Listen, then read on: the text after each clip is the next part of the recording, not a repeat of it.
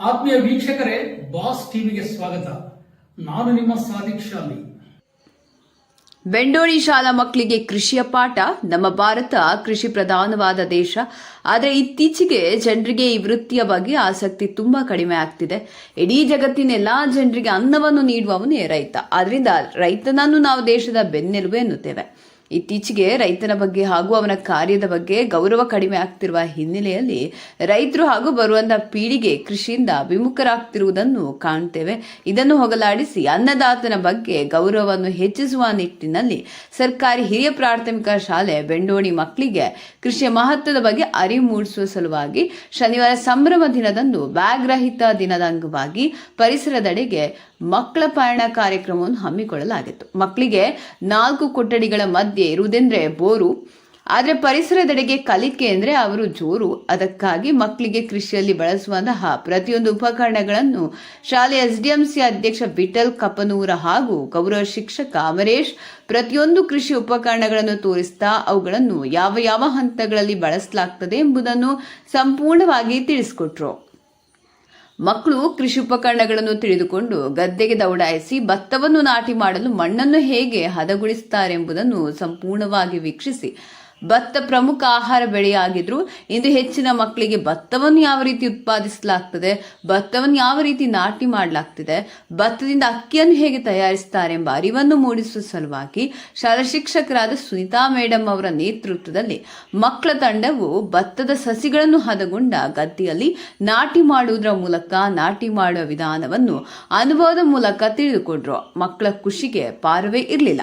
ಮಣ್ಣಿನ ಫಲವತ್ತತೆ, ಮಣ್ಣಿನಲ್ಲಿ ಅವಶ್ಯಕತೆ ಇರುವ ಧಾತುಗಳು, ಸಾವಯವ ಕೃಷಿ, ರಾಸಾಯನಿಕ ಗೊಬ್ಬರ ಬಳಕೆ, ಏಕದಳ ದ್ವಿದಳ ಬೆಳೆಗಳ ಮಾಹಿತಿ, ಹೊಸ ತಳಿಗಳ ವಿವರ, ಕೃಷಿಯೊಂದಿಗೆ ತೋಟಗಾರಿಕೆ, ಹೈನುಗಾರಿಕೆ, ಪಶುಸಂಗೋಪನೆ, ಜೇನು ಕೃಷಿ, ಸೌರಶಕ್ತಿ ಬಳಕೆ, ಕೀಟ ನಿಯಂತ್ರಣ, ಹನಿ ನೀರಾವರಿ ಹಾಗೂ ಕೃಷಿ ಸಂಬಂಧಿತ ಇನ್ನಿತರ ವಿಷಯಗಳ ಬಗ್ಗೆ ಪ್ರಾತ್ಯಕ್ಷಿಕೆ ಮೂಲಕ ವಿಜ್ಞಾನ ಶಿಕ್ಷಕ ಚಂದ್ರು ಅವರು ಮಾಹಿತಿ ಒದಗಿಸಿದರು. ಶಾಲಾ ಮಕ್ಕಳು ತಮ್ಮ ದೈನಂದಿನ ಪಾಠ ಪ್ರವಚನಗಳೊಂದಿಗೆ ಕೃಷಿ ಸಂಬಂಧಿತ ವಿಷಯಗಳನ್ನು ಕಲಿಯಬೇಕಿದ್ದು, ಕೃಷಿಯಲ್ಲಿ ವೈಜ್ಞಾನಿಕ ಹಾಗೂ ತಾಂತ್ರಿಕತೆಯನ್ನು ಅಳವಡಿಸಿಕೊಂಡು ಬೆಳೆಗಳನ್ನು ಬೆಳೆಯಬೇಕಾಗಿದೆ. ಇತ್ತೀಚಿನ ದಿನಗಳಲ್ಲಿ ಬರದ ನಡುವೆಯೂ ರೈತರು ಬೆಳೆದ ಬೆಳೆಗೆ ವೈಜ್ಞಾನಿಕ ಬೆಲೆ ಸಿಗದೆ ನಷ್ಟಕ್ಕೊಳಗಾದ ಸಾಕಷ್ಟು ರೈತರು ಕೃಷಿಯಿಂದಲೇ ವಿಮುಖರಾಗಿ ನಗರ ಪ್ರದೇಶಗಳತ್ತ ವಲಸೆ ಹೋಗ್ತಿದ್ದಾರೆ. ಇದರಿಂದಾಗಿ ದಿನಕ್ಕೆ ರೈತರ ಸಂಖ್ಯೆ ಇಳಿಮುಖವಾಗ್ತಿದೆ. ಪರಿಸ್ಥಿತಿ ಹೀಗೆ ಮುಂದುವರೆದ್ರೆ ಆಹಾರ ಧಾನ್ಯಗಳ ಕೊರತೆ ಎದುರಾಗಲಿದೆ ಎಂದು ಆತಂಕ ವ್ಯಕ್ತಪಡಿಸಿದರು. ಪರಿಸರದೆಡೆಗೆ ಮಕ್ಕಳೊಂದಿಗೆ ಪಯಣದಲ್ಲಿ 4ರಿಂದ 7ನೇ ತರಗತಿ ಎಲ್ಲಾ ವಿದ್ಯಾರ್ಥಿಗಳು, ಮುಖ್ಯ ಶಿಕ್ಷಕ ಅಶೋಕ್, ಶಿಕ್ಷಕರಾದ ಸುನೀತಾ, ಚಂದ್ರು, ಜಗದೀಶ್, ಅಮರೇಶ್, ವಿಜಯಶಾಂತಿ ಹಾಗೂ ಎಸ್ಡಿಎಂಸಿ ಅಧ್ಯಕ್ಷ ವಿಠಲ ಕಪನೂರು ಇದ್ರು. ವರದಿ ಉಮೇಶ್ ಗಂಜಾಲಿ, ಬಾಸ್ ಟಿವಿ, ಲಿಂಗಸಗೂರು. ಶಿಕ್ಷಕರಾಗಿರುವಂತ ಅಮರೇಶ್ ಸರ್ ಅವರು ಏನಪ್ಪಾ ಅಂತಂದ್ರೆ ಮಾಡ್ತಾರೆ, ನಾವೆಲ್ಲ ಸರಿಯಾಗಿ ಏನಪ್ಪಾ ಅಂದ್ರೆ ತಿಳ್ಕೊಬೇಕು. ಅದಕ್ಕೆ ಇವೆಲ್ಲ ಕೃಷಿ ಉಪಕರಣಗಳು ನಾವು ಯಾವ್ಯಾವುದನ್ನು ಬಳಸ್ತೀವಿ ಅಂತ ನೋಡೋಣ.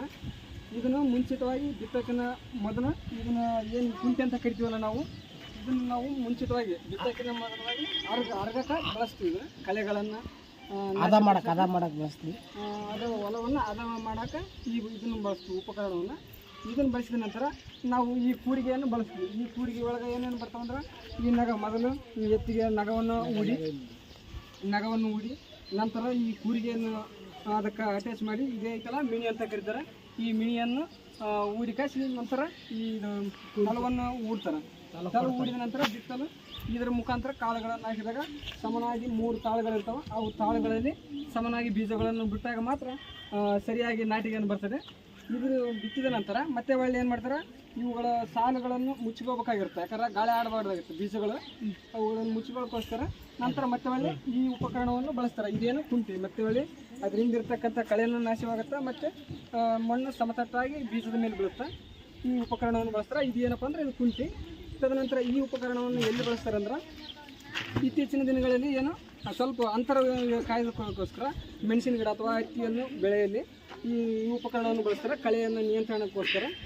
ಈ ನಂತರ ಈ ಉಪಕರಣವನ್ನು ಏನಪ್ಪ ಅಂದ್ರೆ ಆ ಕೂರಿಗೆಯಿಂದ ಮುಖಾಂತರ ಏನು ಬಿತ್ತನೆ ಮಾಡಿರ್ತೀವಿ ನೋಡು, ಆ ಬಿತ್ತನೆ ಮಾಡಿದಂಥ ಸಾಲುಗಳ ನಡುವೆ ಈ ಚಿಕ್ಕದಾದಂಥ ಕುಂಟೆ, ಎಡೆಕುಂಟೆ ಅಂತ ಕರಿತೀವಿ. ಇದಕ್ಕೆ ಎಡೆಕುಂಟೆಯನ್ನು ಜೋಳ, ಕಡಲೆ, ಸಜ್ಜೆ ಇನ್ನು ಮುಂತಾದ ಬೆಳೆಗಳೊಳಗೆ ಕಳೆಗಳನ್ನು ನಿರ್ವಹಣೆ ಮಾಡಲು ಬಳಸುತ್ತೇವೆ. ಇವೆಲ್ಲ ಕೃಷಿ ಉಪಕರಣಗಳು. ಇನ್ನೂ ಅನೇಕ ಉಪಕರಣಗಳನ್ನು ಇಷ್ಟೊಂದು ಇವತ್ತು ತಿಳ್ಕೊಳ್ಳೋಣ. ನಂತರ Thank you for watching our video. Please share and subscribe our channel.